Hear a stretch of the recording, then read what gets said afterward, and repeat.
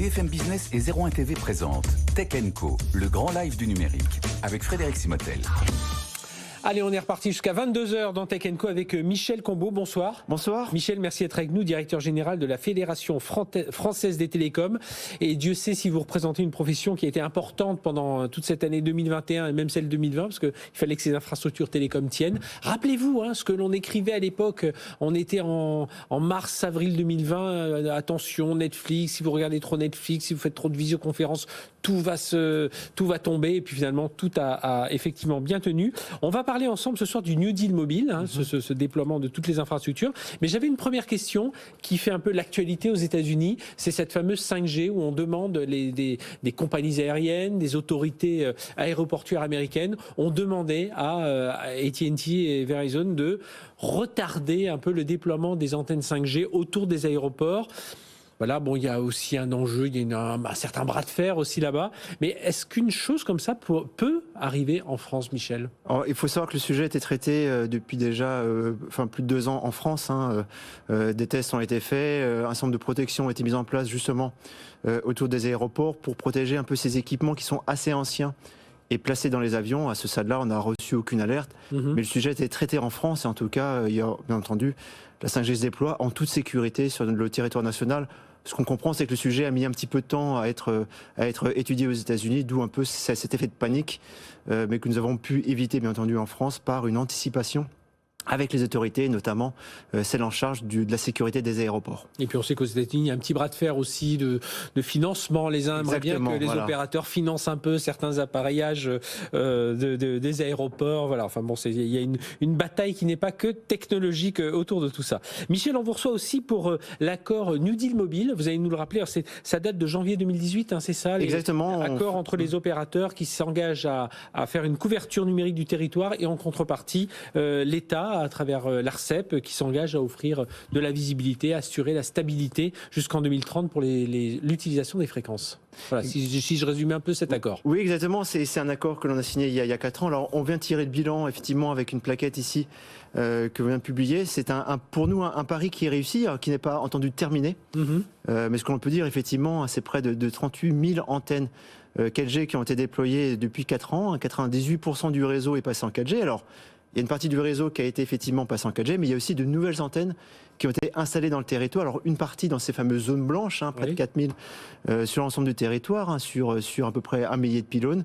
Mais il y a aussi effectivement une densification, une montée en puissance de ce réseau des opérateurs sur les axes de transport, les axes routiers. Et cette amélioration des débits est aussi fondamentale que la résorption des zones blanches, parce qu'elle doit permettre en tout cas à la 4G de devenir, en tout cas, et on l'a vu, vous le rappeliez, pendant la crise sanitaire, la 4G est un élément indispensable du maintien de la vie économique sur l'ensemble de notre territoire. Et on attend derrière la 5G qui va arriver derrière, à la fois pour les entreprises, parce qu'il faut le rappeler, ça n'est pas uniquement pour regarder des vidéos mobiles plus rapidement et de meilleure qualité sur son mobile, c'est aussi dans le transport, dans la logistique. Enfin, il y a pas mal de projets dans ce domaine autour de la 5G. Et exactement, c'est pour nous la 5G, c'est effectivement bien entendu permettre dans les zones denses de conserver la qualité de service. On pense aux gares, on pense aux centres de congrès, mais c'est surtout pour les entreprises, leur permettre à terme de vraiment faire une différence, de numériser leur processus industriel. Alors c'est vrai qu'il y a un peu un retard en France, notamment vers les PME, les ETI, dans cette numérisation des processus industriels, mais on espère que la 5G va nous permettre collectivement de franchir un cap. Alors, selon vous, comment on peut encore accélérer les déploiements des infrastructures tout en restant compétitif un peu par rapport face notamment aux géants du numérique qui sont les principaux utilisateurs. Il y a toujours cette bataille d'un côté des opérateurs qui investissent massivement à la fois en fibre optique, à la fois donc 4G, 5G, et puis de l'autre ceux qui sont la couche du dessus et qui en profitent aisément, qui font des profits, qui ne paient pas toujours leurs impôts en plus sur notre territoire. Voilà, comment on réussit à jouer sur cet équilibre et à pouvoir continuer à investir? Ce que l'on réclame nous souvent, c'est d'être traité finalement sur un pied d'égalité avec ces géants du numérique. Et on le rappelle assez souvent, les opérateurs sont taxés à hauteur de 1,4 milliard d'euros, ce qu'on appelle une taxe spécifique qui ne s'applique qu'aux opérateurs. Et ces taxes ne font qu'augmenter. On le rappelle par exemple, on a même une taxe sur les antennes. Oui. On parlait du New Deal mobile. Plus on déploie, plus on est taxé. C'est une taxe qui fait 240 millions d'euros à l'heure actuelle, qui fera 600 millions d'euros si on ne fait rien. Pas négligeable. D'ici 2030, et c'est une taxe un peu hors de contrôle. Premier élément, c'est déjà d'arrêter de taxer les investissements pour nous donner effectivement les moyens. Notamment, on parle de 4G, on parle de 5G pour les industries. C'est un élément qui est important. On parle de compétitivité du pays, des entreprises, hein, quand même, dans ce domaine. Exactement, mais imaginez si effectivement on est un peu empêché de développer la 4G, la 5G à cause de ces taxes. C'est un premier élément à résoudre. Et le deuxième élément, c'est de faire contribuer aussi ces gens du numérique à l'investissement dans les réseaux. C'est aussi un élément même important pour l'environnement. Là, on investit dans les réseaux pour absorber l'ensemble de ces flux. Il est important de pouvoir aussi s'assurer que cette sobriété pourra être mise en œuvre dans nos réseaux. Il ne sert à rien finalement de développer les réseaux si c'est pour uniquement se servir de ces usages, de cette HD dans les réseaux. L'important pour nous, c'est que de trouver cette juste contribution des acteurs du numérique à l'investissement.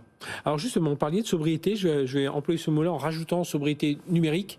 Et donc, vous me voyez arriver, on parle beaucoup de l'empreinte carbone, les opérateurs doivent réduire leur empreinte carbone. Et comment on réussit justement à rester compétitif sur le marché tout en respectant les normes qui se font aussi de plus en plus fortes, tout en respectant aussi un engagement, on va dire, s'il n'est réglementaire, il est au moins moral de réduire cette empreinte carbone aujourd'hui quand on est opérateur. On rappelle, les réseaux, c'est une part quand même minoritaire de l'empreinte carbone globalement du numérique.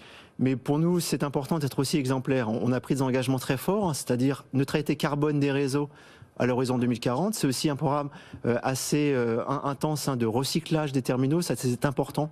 On le rappelle, l'ensemble des abonnés peuvent rapporter leurs vieux terminaux dans les boutiques des opérateurs.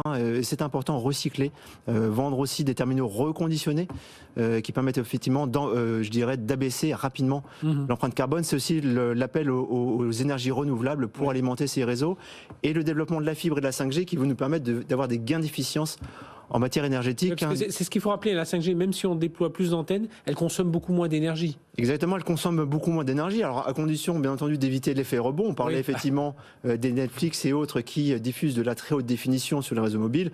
Ça n'a effectivement pas de sens, y compris du point de vue énergétique. Donc pour nous, c'est ces nouvelles technologies, une sobriété, effectivement, les usages qui doivent être responsables, notamment pour que les réseaux mobiles soient vraiment utilisés pour la vie économique et le lien social. Bien, Michel Combeau, merci d'être venu nous parler de tout ça, directeur général de la Fédération française des télécoms. Ceux qui sont intéressés justement par ces chiffres du New Deal mobile, ils peuvent aller sur notre site pour télécharger tout ça et avoir toutes les informations sur nos engagements et sur ce que seront les réseaux télécoms. Et on va au site Mobile Prêt. On est sur le déploiement, on sait exactement combien sont déployés, donc on peut suivre ça de très près. Merci. Je vous remercie. Michel Combeau.